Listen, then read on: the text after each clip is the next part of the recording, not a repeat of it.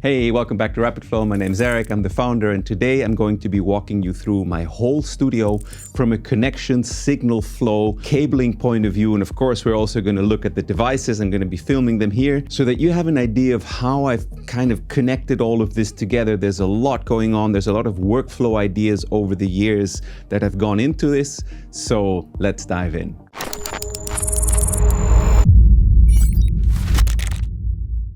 So before we dive into all the gear specifically, let me explain to you the routing and all the cabling and why I've done it that way. So obviously we have audio, everything's running into the mixer, and audio is distributed from there either for headphone mixes or to the monitor controller or to the DAW or to multi-effect. So that's sort of the basic typical function of a studio with hardware gear in it. All the gear goes into the mixer. That includes returns from effects, which are on the back here. And from there, I can route it anywhere. And a lot of the stuff is also going in between to the patch bay. So that's the basics of the audio. Synths in, signals out to effects, to converters, or to the monitor controller. Pretty standard stuff. Then, of course, we have MIDI, and we have a lot of MIDI. I have about 20 MIDI ports in operation. So what we have here is a 16 in or out EMI MIDI converter, which is amazing. It's bomb-proof. It always just works. I love it. And a lot of the stuff is stuck into that. It used to be that I had my multi-clock here. That explains why it wasn't working recently. Connected to devices and then daisy chaining clock signals off of them because it only has 4 outputs, and I have a lot more devices that need MIDI clock than just 4. Today we're also going to be looking at Omni Clock, which is what I'm using now to do the MIDI clocking of the entire studio. There's about 8 devices getting clocked with its own independent clock that I can shift to assure that whatever machine is receiving clock from it is absolutely tight and in sync, and I no longer have to daisy chain. I no longer have to change the clock whether the torso is receiving it or the Tanzbär, because it does change it a little bit. So if you want to get this plugin, we're doing an early sale very soon. Join the newsletter to get the best early price offer. That's the MIDI setup of things. Of course, you know, some synths that I use for playing also will send MIDI into it. Some synths only get MIDI in, like this little module here, the Virus, which is super cool. Then we have a video part of things. So I can take you over here maybe and give you an idea of why this funny picture is always moving around a bit, because there's a slider in the corner here. And as you can see, the camera is connected with a cable, which is basically HDMI video, which is going into OBS with little converter boxes. There's the same going on this camera over here and that camera in the corner there. And it's insane that this M1 Max is actually running all of those signals all at the same time. It does get to its limits right now, so I'm going to be upgrading this this summer. Okay, so that's then we have, you know, video signals going to the screens and stuff, and of course we have signals coming from the monitor controller. This is connected via SPDIF, so digital. The conversion's happening in the monitor controller, which helps a lot for the quality, and then it's going out to a big amp down here from Amphion, and then going to the speaker. So that's the monitoring part of the studio.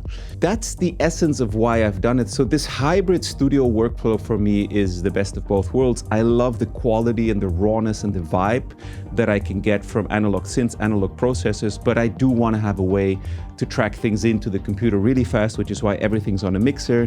I don't have to patch around cables to a patch bay or something. If I want to record a synth, I just unmute the channels, bring them up, and I'm ready to go. The final thing that I'm realizing, of course, we have a lot of things connected via USB, which is the controllers mostly. And of course, I use those to control the Rapid Flow, for example, DNA suite that I'm using now exclusively, because it just makes producing and live playing, sequencing much, much faster and easier. So this is one other aspect that is, of course, also happening in the studio. So yeah, that is the sort of setup and workflow. It's designed for speed so that everything is easily, immediately available at sort of one click, because I've had systems that were very flexible, but could, you know, they could do a ton of stuff, but it would require repatching or really thinking about it. And I've given myself little hacks. Like you can see, every device has its MIDI port labeled on it, so that if I want to send to something, I know, this receives the clock from our plugin on 16, but it's also on ERM1 if I move a plug here, and it sends its MIDI signals to port 3. So Little things like that help me to keep an overview. And yeah, finding little hacks like that is what I would highly recommend also for your studio, because it just makes the whole process of producing a lot smoother. So first off, what do we have that is the hub, let's say the nervous system of the whole studio? Of course, the mixer. This is an APB Dynasonics H1020. I have a dedicated video about it on the channel. It's, in a word, amazing. It not only has 16 channels, of which the last 4 are stereo, but each of them can double and take an A and a B set of inputs. So you can connect 32 devices, even more, 36 devices to this mixer and route them around your studio. I use the EQs on it quite often just to do a rough kind of layout. I've used a lot of the buses and stuff in the studio. For example, here you can see this bus is going to tape. This is going to rack, and rack in that case means it's going to the 500 modules. If I'm recording something here, I have a couple of paths available. One of them is going to the left-right, which is going to this a little bit hidden Rupert Neve design DI box, which sort of does something interesting to the low-end foundation. It makes it a bit deeper, and that's sort of my clean path, although it has a big transformer in it. The rack path is really like the processed path that can go through all of these devices while I'm tracking. And then actually the tape path at the moment is also doubling to go to this pair of compressors here, which are amazing, the tweakers. I have a video about it also on the channel. So I have a couple of options. Just compression going to tape, so let's say going to the DAW. I can go clean out of the left-right with the Rupert Neve DI box, or I can really process things a bit more heavily on the way in. So that's the signal path of the studio. Every single instrument in the studio is connected to the mixer, of course, and basically I can switch over and send things around.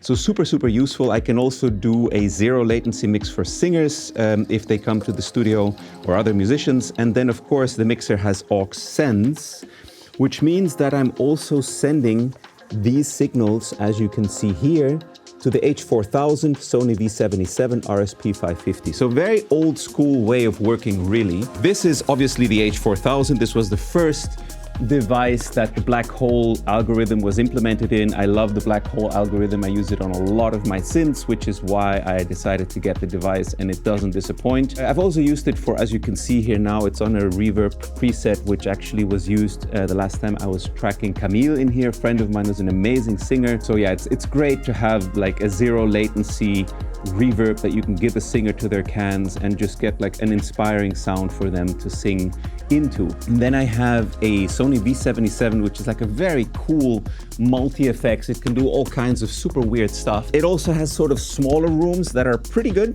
They're not like super, super high quality, but mostly I like this for like weird kind of crystallized weird effects.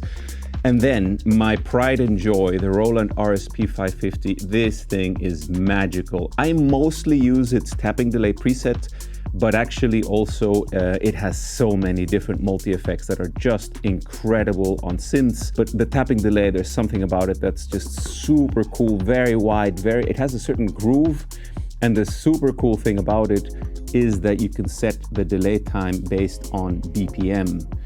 Which is not super common in older devices. For example, the Eventide does it all based on milliseconds, which you can calculate from a sheet, but it's just more work. So we've talked about the hub of the mixer, but how do we get signals into the computer? Well, that is what we've got going in here with these multiple converters. And the way I'm using these are the two Prism Orpheus converters are being clocked off of the Presonus that you see at the bottom. So this is my interface to the computer via Thunderbolt, which means it's very fast, very stable, very low latency. And these two are going into that via ADAT, which means I get the best of both worlds. I get very low latency conversion into the DAW, but I get the quality of the prisms, and these prisms can be had pretty cheap now online, like about a fifth of what they used to cost when they were new, because they're Firewire. But if you connect them via an ADAT system like this, they're amazing. Okay, then let's start getting into some of the outboard gear. Right here, we've got the Rupert Neve Designs Master Bus processor. This is basically strapped across my main output whenever I do a mixdown or a master. Although I also, of course, track VST synths, so Zensphere synths through this. I mean, a lot of the stuff in the studio gets used. Pretty much everything gets used when I'm tracking those synths. But this is sort of the sweetener and like, yeah, really amazing sounding mojo maker. It just, everything that runs through it, even with very minimal compression or limiting, just sounds, I don't know, like super high end, polished, a little bit more pro, a little bit more solid. It's amazing, this thing. It's crazy. It's kind of subtle, but once you've heard it and you remove it from your master, it's a huge difference. This is used for that. The API 2500 is mostly used for kick drums and tracking samples, sometimes bass lines, although I don't use it as much as I probably should because I actually kind of think these guys are more versatile. They can approximate the 2500 sound very well. Then we have the AS78 from Audioscape. This thing is magical. It's just unbelievable. I use this a lot on synth buses, on groups, and just use it primarily to sort of make synths feel more thick. It's amazing on pianos also. Really, really special device, and really grateful for the collaboration I had with Audioscape that got this into my studio. Then let's keep going with the outboard for now. These are amazing, and I was very happy to see when Brad and his team posted from Louder Than Liftoff that these are coming back with some additions. I use these all the time when I'm tracking. Basically every signal goes through here, and I clean up the low end already with a cut, remove some hiss at the top, maybe do a tilt shift on it. These EQs are absolutely amazing, and I can highly recommend them. These are 1176s in a very small format. One of them is broken, which is really sad, and I don't really know how to get it fixed, so I'm just ignoring them for now. But they sound very cool. They're amazing for toms. If I do a drum sample pack, I'll definitely be using this for toms. This is a recent addition to the studio. It's a stereo EQ, which I really wanted to have, like a no-fuss stereo EQ. It sounds great. It's very great for cleaning up signals on the way in. I sometimes put it on the bus, but not all the time, but it's cool. This is amazing for tracking synths. If you have a pad and it's pretty wide and you put it through this, it just gets massive. I also use it sometimes on a master, but mostly this is on the way in for synths.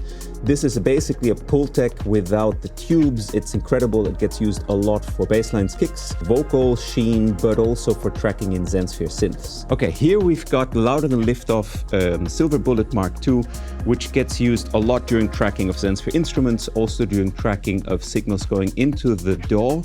And I use it also quite a bit on my master in front of the Rupert Neve designs.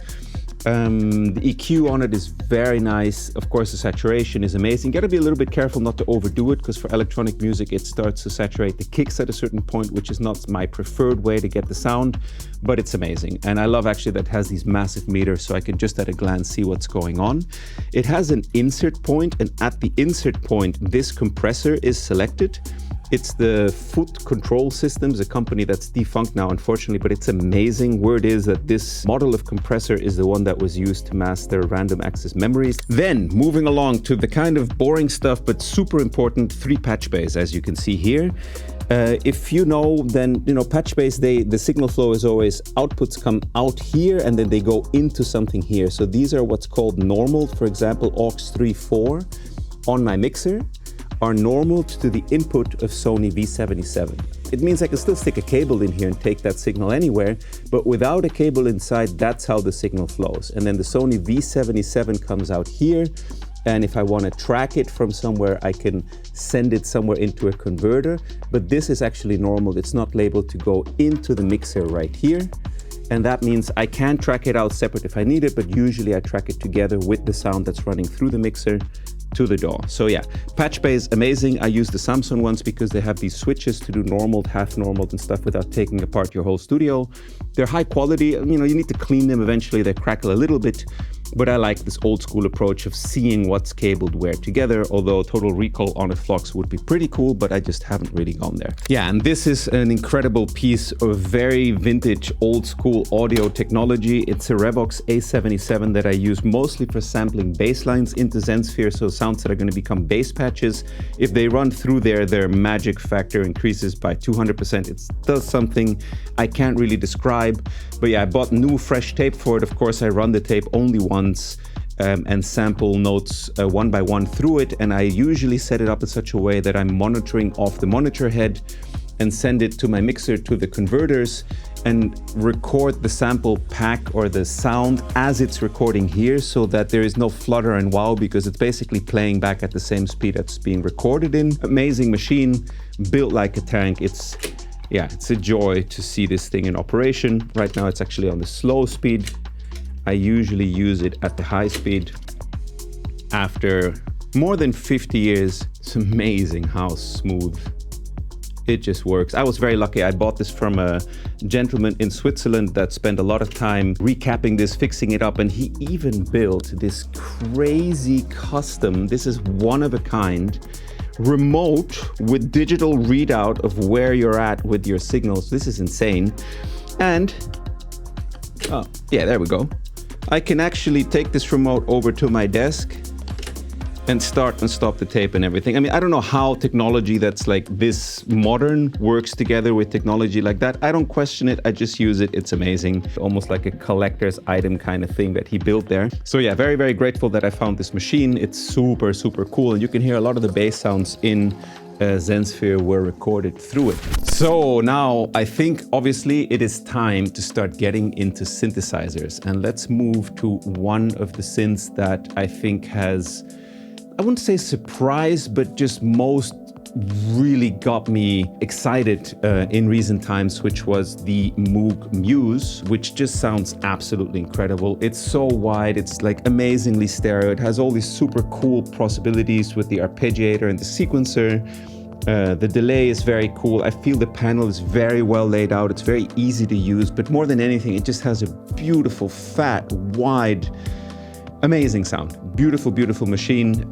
Very happy that I got it. So this is the Nord Wave 2, which was sent to me as a collaboration with Clavius Distribution, or actually Nord Keyboards Distribution. This thing is amazing. It's so cool to play on this and just be able to very quickly tweak sounds, check the arpeggiator and all this stuff. It is really a performance synthesizer. What they write on it is absolutely true, and it's set up in a position here where it's like you can hear the track full blast and just be jamming away on this. It's, yeah, strategically placed here. I love playing this. I usually play it standing up, which is why it's on this little stand over here. Yeah, amazing, amazing machine to jam stuff out to. Here we got the Neo Harp, which is incredible and which I bring over when I'm composing. The USB cable for it's already lying on my desk. This is the MFB Dominion, which is one of my favorite bass synths ever. It's so punchy, clean. It can do so, it's a chameleon of bass. It's incredible. But since I sampled it and put it into Zensphere, I haven't touched it much anymore because Zensphere is so fast and it sounds exactly like when I record this in real time, because I'm using the same converters, same processing, same scale, same everything. So I don't think I would sell it because I love MFB gear. I'm kind of a collector, I guess you could say. Here's the first synth I ever got, Yamaha CS1. Shout out to my stepfather. DRM1 Mark IV, which I want to absolutely sample for a drums pack. I just have not had time. I use it from time to time in tracks, but not a lot. Some of these devices, as you can tell, are kind of here because of the sampling duties. But yeah, to be honest, this is probably a machine also that I should let go of. Definitely once I've made a sample pack or a sample instrument for Rapid Flow. So I ran out of battery when I was talking about the 606. So it's really cool, but I mostly use this to just test that sequencers are running tight or MIDI clocks are working well. I very rarely send the click or the tom, the trigger out to trigger something or other from it, but I mean, I love that the toms on it are cool. The kick drum is very cool if you pitch it down a bit, but I don't use it a ton. I wish the hi-hat sounded closer to the original because those are magical, but it doesn't really quite do the 606 hi-hat thing. Then we have this Oberheim SEM clone here, the Analog Solutions Telemark, which is one of my favorite synthesizers. It's amazing for growling, deep, sustained bass put through a sidechain. Love it. Very, very nice synth, and really happy to have found that one actually pretty cheap back in the day. Over here we've got the Waldorf Zarnburg, which is mostly used for a little bit of piano practice, but mostly I just have it like this. It has its own speakers, and if I'm trying to find notes for something, I can immediately just turn around and check like, oh, what are the notes that I'm looking for, or I can check if a synthesizer is really in tune by listening to this, because this is a digital piano, so it's always perfectly in tune, which is more useful than you would think. And plus, I love it. It's designed by a friend of mine, Axel Hartmann, built by another friend of mine who owns Waldorf. Over here is a very sad Prophet 10 that I'm kind of keeping around because I want to sample more of it, and then I will sell it because I prefer my Prophet 600, believe it or not. It was always kind of my dream synthesizer. I mean, the design, everything about it is sick.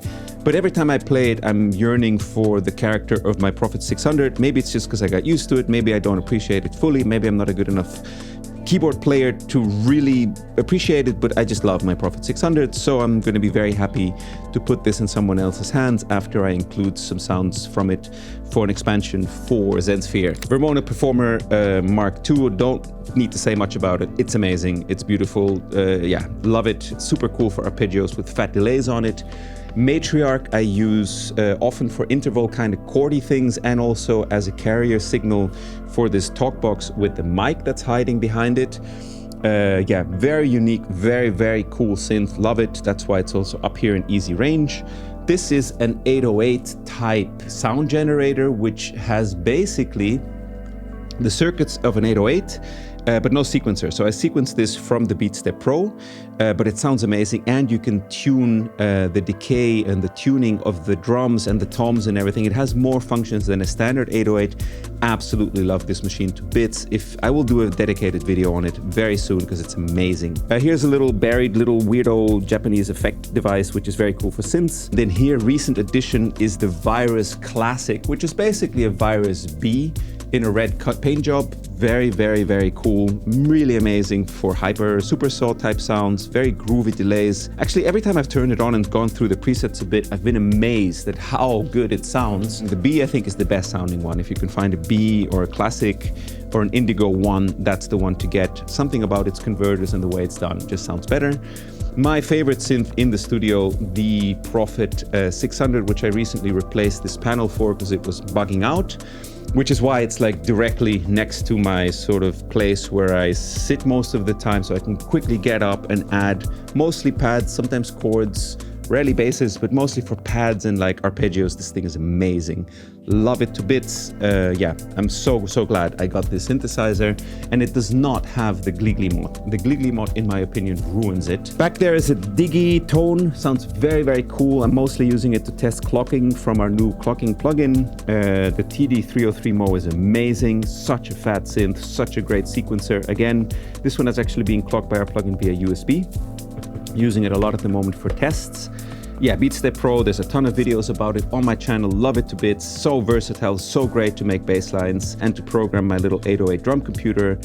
Really, really, really cool device. As for the console one, I use it quite a bit as sort of the last fix and kind of the getting things in order in the mix after the DNA Suite channel strip has kind of done its thing. This is like the quick, oh, let's do a high cut or something on that channel. It's nice to have a controller. And let me show you this here. Actually, these are powered anchor hubs, which are the only hubs that I found to be reliable for doing the whole studio.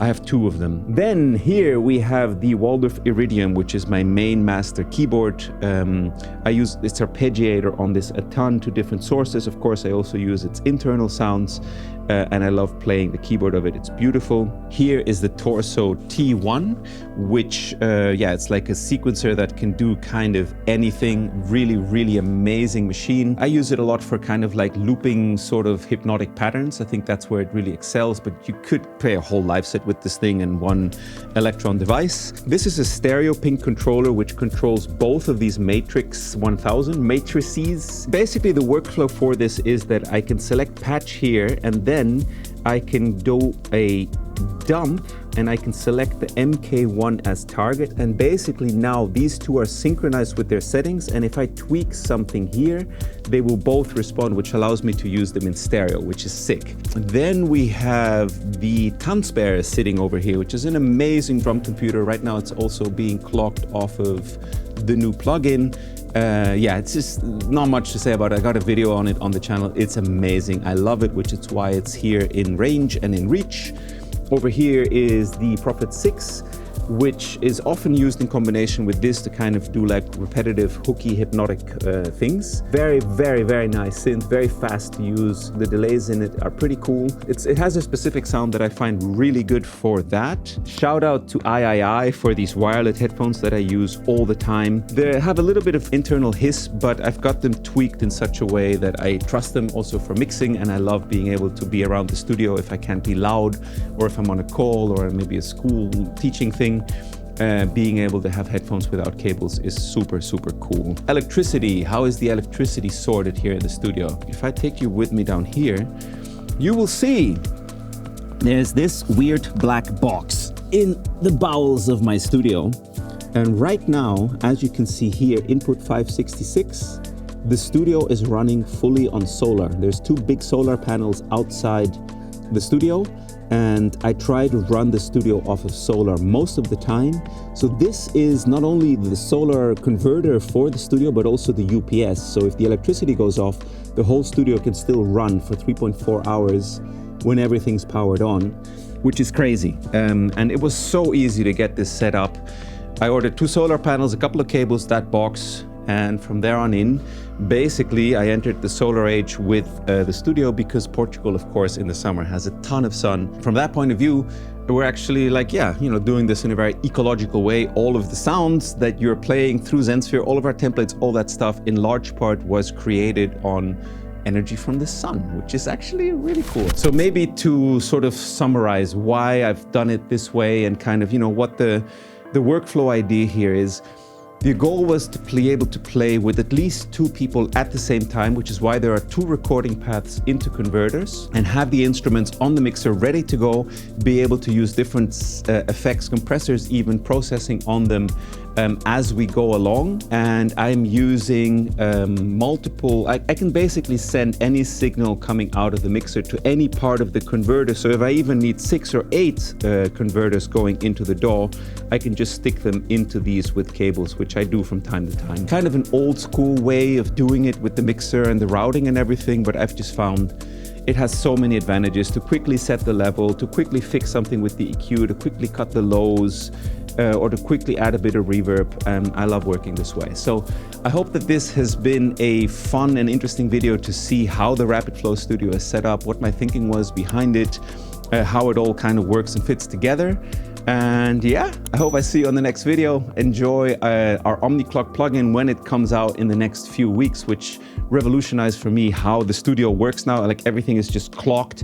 And if anything shifts out, I can go specifically just to that plugin, move that, and yeah, it's amazing. Join the newsletter if you want to get access to the early bird deal, which is going to be launching this week. So yeah, don't miss it. And yeah, I'll see you on the next video. Have a great time in the studio. Bye-bye.